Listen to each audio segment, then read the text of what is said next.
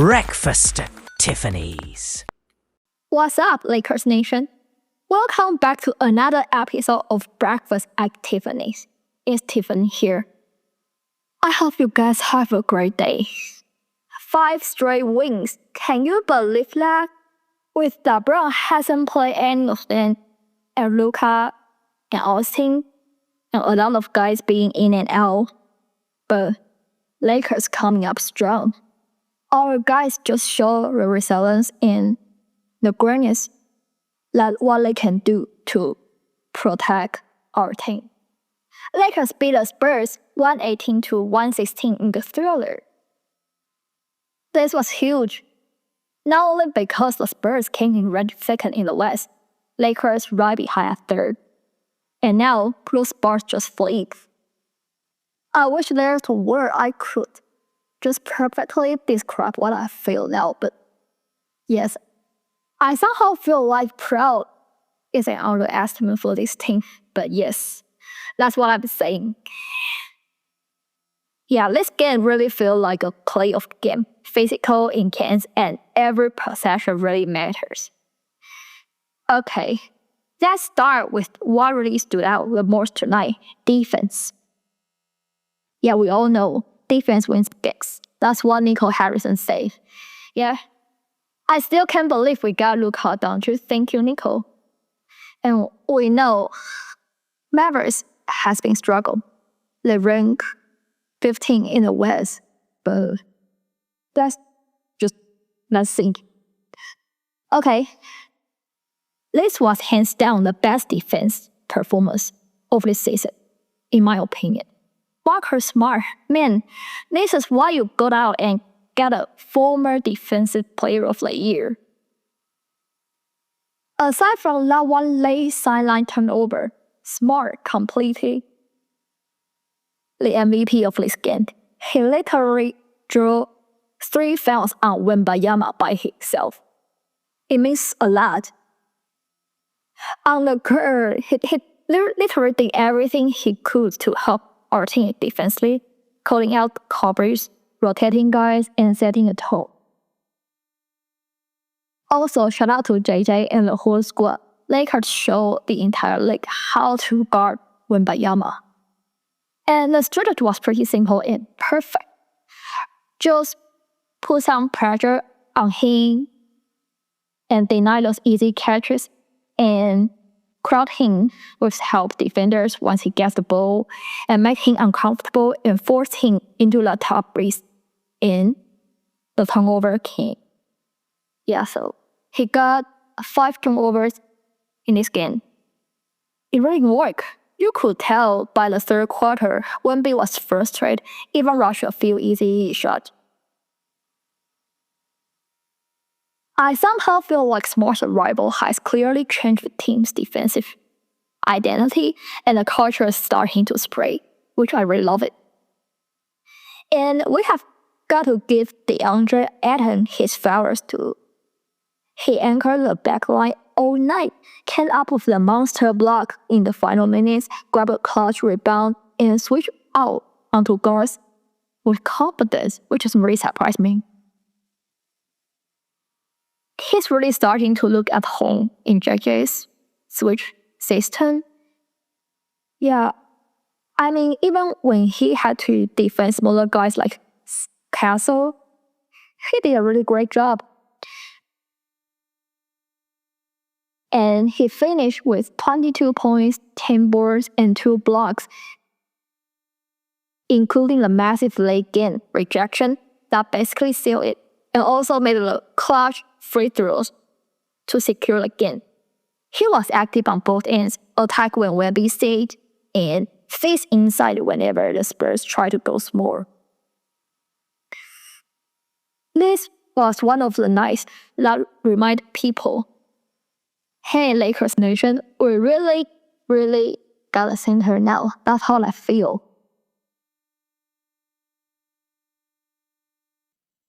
Also, quick shout out. Vanderbilt finally hit his first 3 of the year.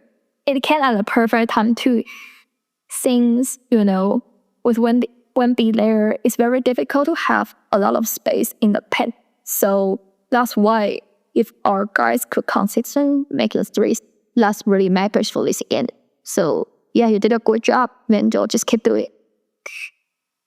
Speaking of energy, I think Rui Hachimura made two of the biggest plays of the night. He hit the clutch threes to secure the game, and defensively, Rui stood up and kept the physical edge. You know what I'm saying? He drew a huge offensive foul on Wemby in the last few minutes, laughing into a bench with the 6th rep. I honestly didn't think it would happen, though. It was kind of a Marcus Smart type of play. You have to read it perfectly and react fast, and set in just right on the court. That's even a risk of getting hurt if you mistime it. But that was a moment. The crowd loved it, everyone just was hype.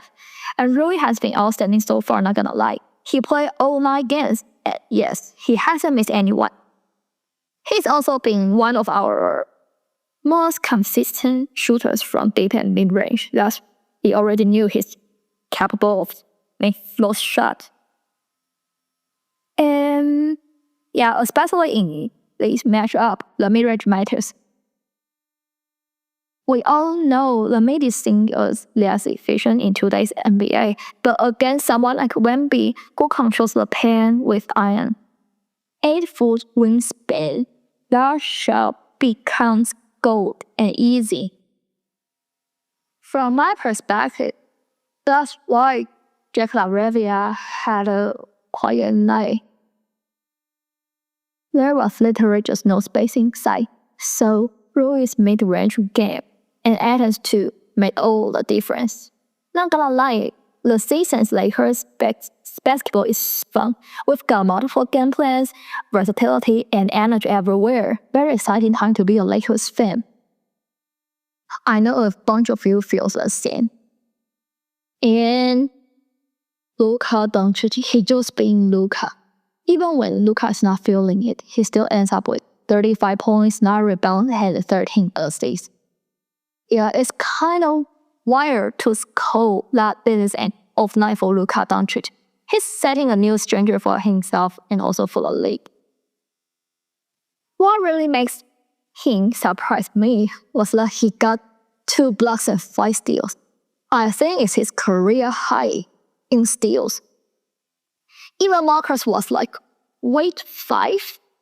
Brought like in all defense teams that are incoming. I love it. He might have been struggling from the field, but he drew so much attention and created for everyone else. I mean, he could easily to have a lot more on assists, but just guys couldn't make it, but it's fine. One thing I think we need to talk about is the whistles for this game. It was supposed to be a fun game. Come on, Luka versus Wemby, the MVP rival vibes. And 2nd and 3rd in the West, but man, the refs were trying harder than the players.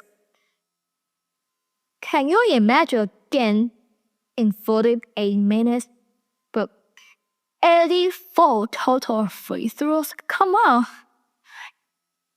So here's the thing. When Miami flew out, Champagne flew out, which I feel is a big loss for the Spurs because Bro shot a lot of threes. Yeah, he's playing. And Jeremy Sohan flew out. Who else left? Sohan actually defended Luka really well, used a ton of little tricks and got physical, which made him very uncomfortable. And Spurs did a great job staying disciplined on Luka's hand fakes. They didn't buy it. They were basically like, if you're gonna shoot over me, just gonna hit. And that really worked for a little. You could tell Luka was frustrated in the first quarter as there's a lot of play. He usually got caught, but he just didn't get it. Another thing from me is that I feel like Luka has been more mature. He's not complaining that much as before so far this season. And I feel it's a good sign, but we know sometimes reps could be a X factor for a game, and it might just happen sometimes. So how Luka goes through about this kind of situation is what he has to figure out and try to do more things to control his emotions and control his feeling and still go ahead to locking out again. He'll be fine. I'm not worried about that. Take this game for example, even he faces kind of situation, he still has 35-9-13, just production wins. That's how it is. Also, shout out to Dodgers, the champs were in the house. Luka Bass, Will Smith, the whole squad bringing the championship globe. Go Lakers. DeAndre even stayed or scammed. There's no way we are losing when the champs are in the building. This is a real one and he really backed it up.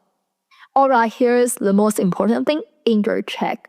Speaking of all things, he actually want to play for this game.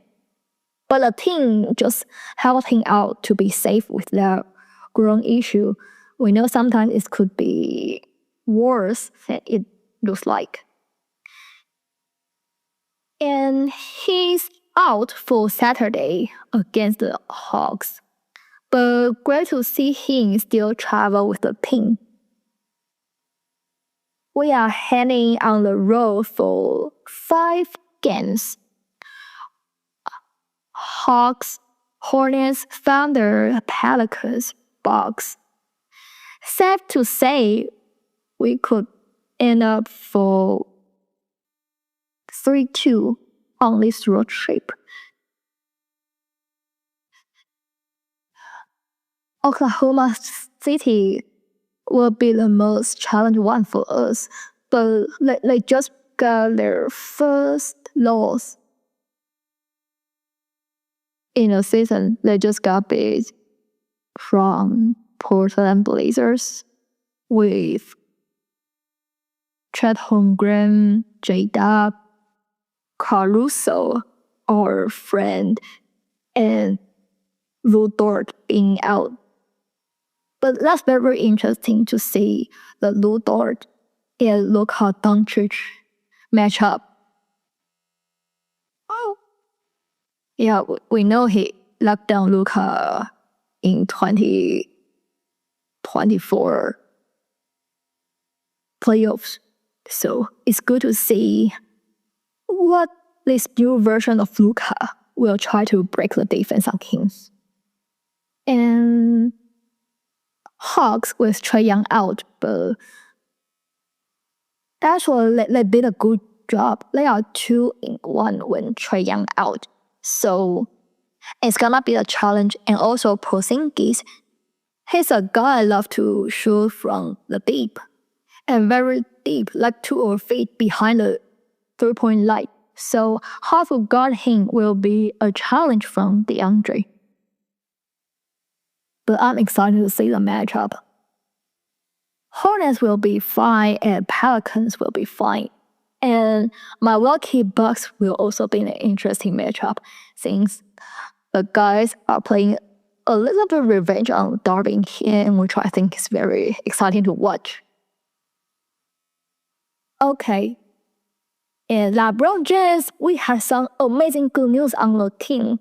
He's officially been cleared for contact basketball activities and will be re-evaluated in 1 or 2 weeks. So next step for him, he's ramping up to full fight-on-fight action. We are getting close. Yeah, he's probably go to practice with the South Bay Lakers.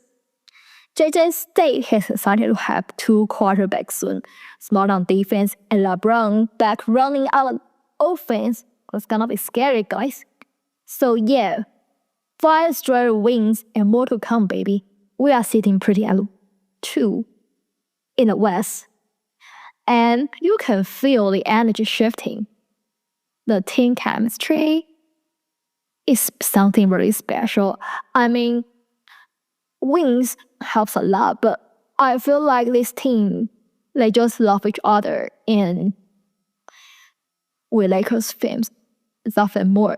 It's better the perfect time to be a Lakers fan, not gonna lie. I just love my team. Okay, so next up, Hawks on Saturday. Let's keep it rolling. This has been Breakfast at Tiffany's. Thank you so much for tuning in. I'll see you guys very, very soon. You guys have a great day. Enjoy Lakers basketball. Go Lakers!